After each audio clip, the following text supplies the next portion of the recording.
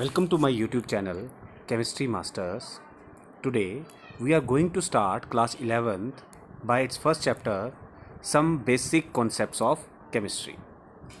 Before starting, let us know the main objectives of the lesson, which are importance of studying chemistry, matter and its classification, scientific notation and dimensional analysis, laws of chemical combination, Dalton's atomic theory, atomic and molecular masses, mole concept, percentage and composition, empirical and molecular formula, and stoichiometry and the calculation based on stoichiometry. So let's start with the definition of chemistry. Chemistry is that branch of science which studies the composition, properties and the structure of matter. ऐसी branch science की जिसमें हम study करते हैं किसी भी matter की composition को, उसकी प्रॉपर्टीज़ वेदर फिज़िकल और केमिकल, और उसका स्ट्रक्चर क्या है, इस ब्रांच को हम केमिस्ट्री कहते हैं। अब इसमें एक की वर्ड जो सामने आता है वो है matter.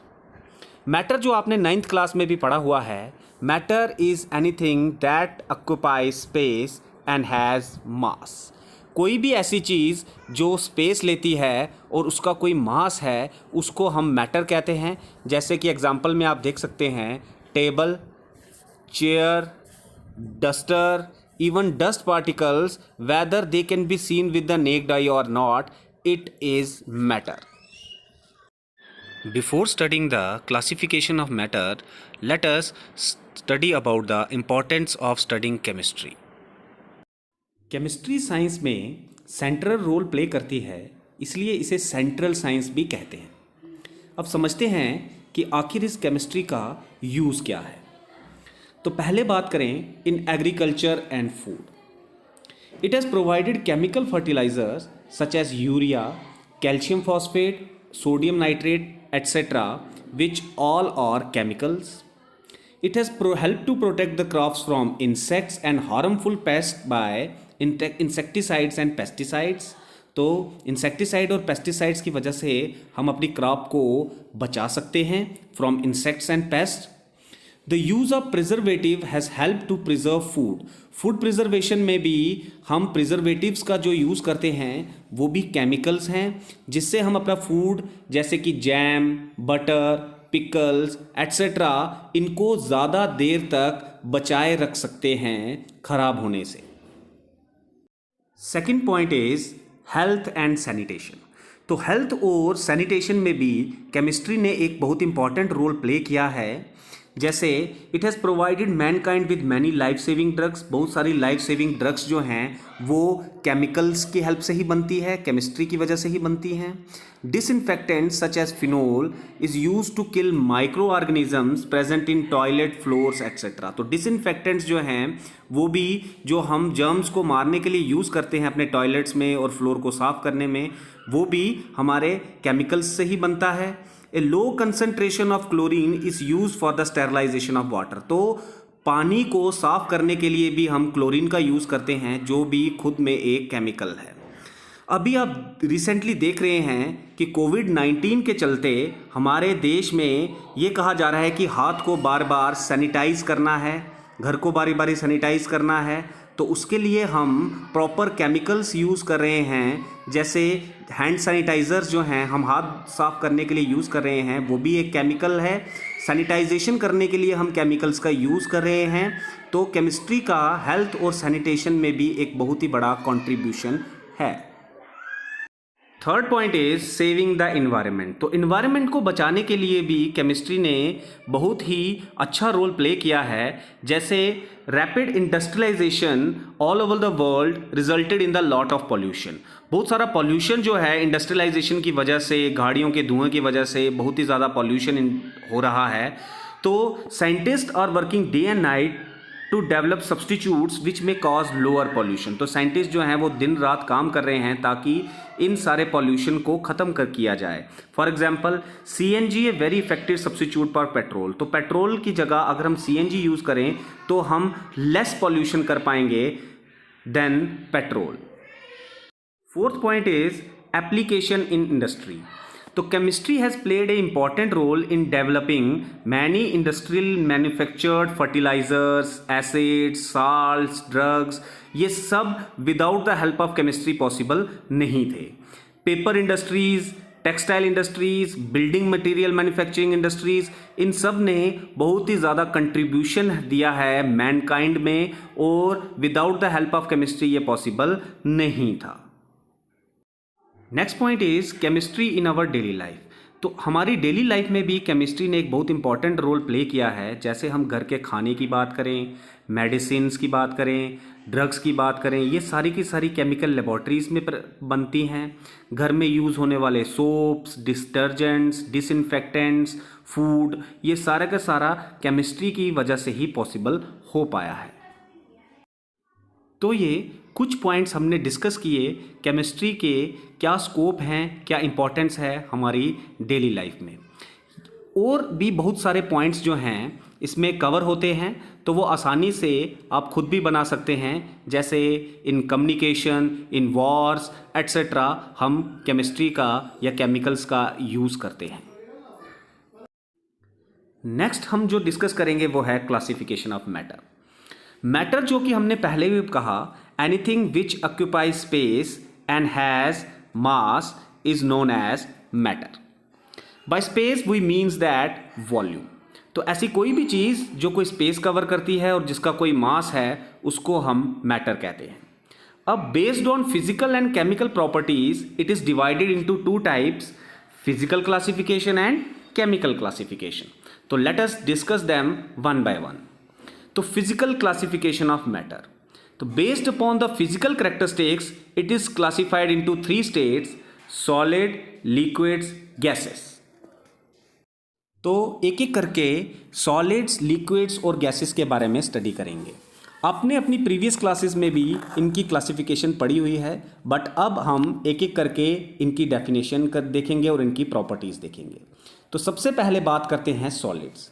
A substance is said to be in solid state if its melting point is above room temperature. तो पहले हम छोटी क्लासेस में ये कह देते थे कि सॉलिड हो गया जो सख्त हो गया, लिक्विड हो गया जो फ्लो करता है, और गैसेस जो हैं जिसमें डिफ्यूजन की प्रॉपर्टीज़ हो. बट वो उनकी प्रॉपर्टीज़ हैं. अब हम इनको डिफाइन करेंगे कि सॉलिड एक ऐसा सबस्टांस है जिसका मेल्टिंग पॉइंट रूम टेम्परेचर के ऊपर हो. मींस रूम टेम्परेचर के अबव जो है वो मेल्ट हो जाए, उसको हम सॉलिड्स कहते हैं.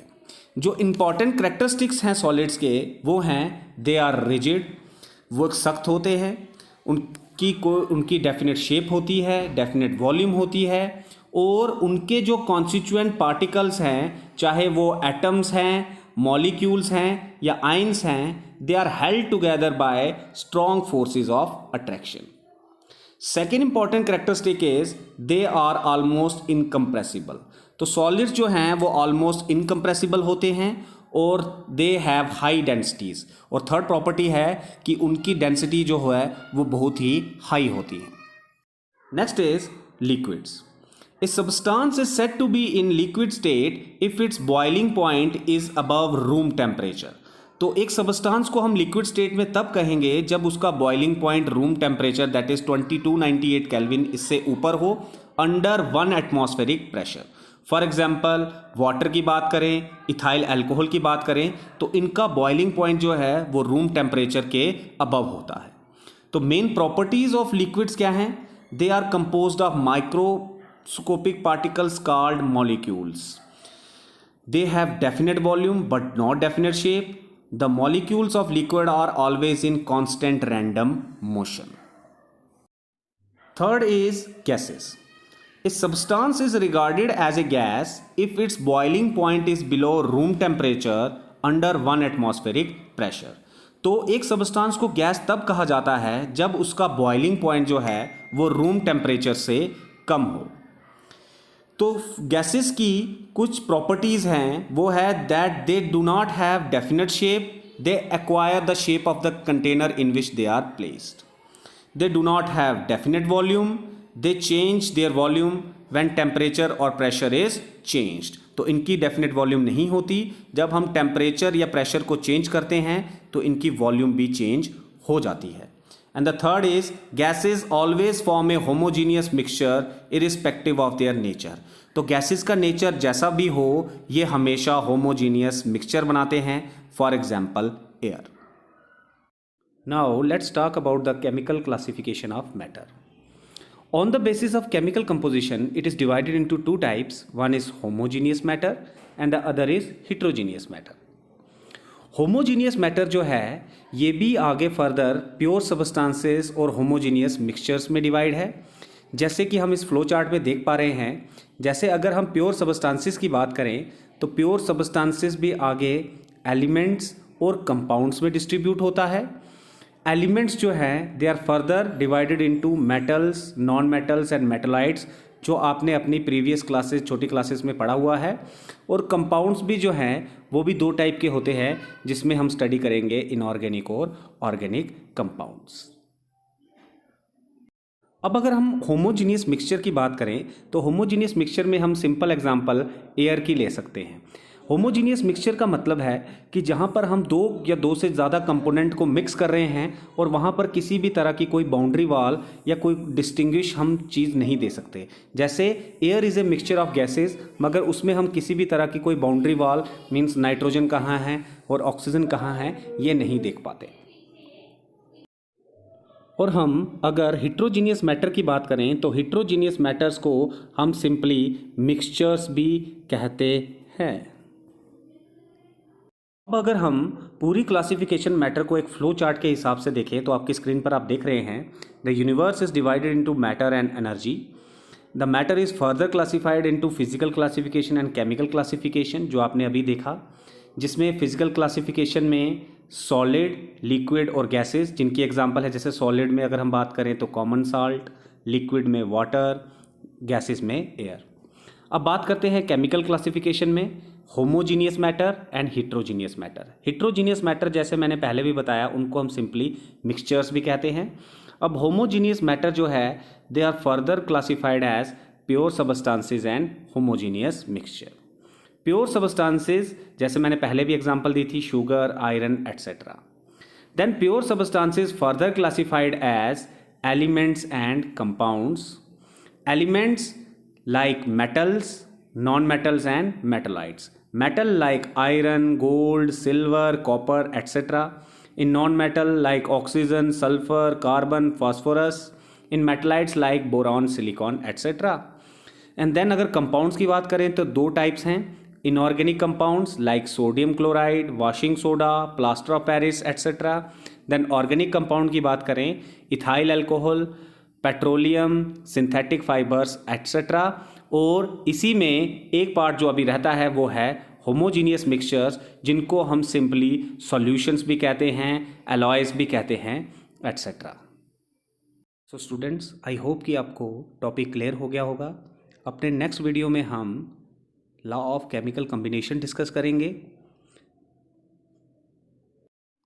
So student, please like, share and subscribe my YouTube channel Chemistry Masters और अपने वैल्यूबल कमेंट भी कमेंट सेक्शन में ज़रूर दें। Thank you.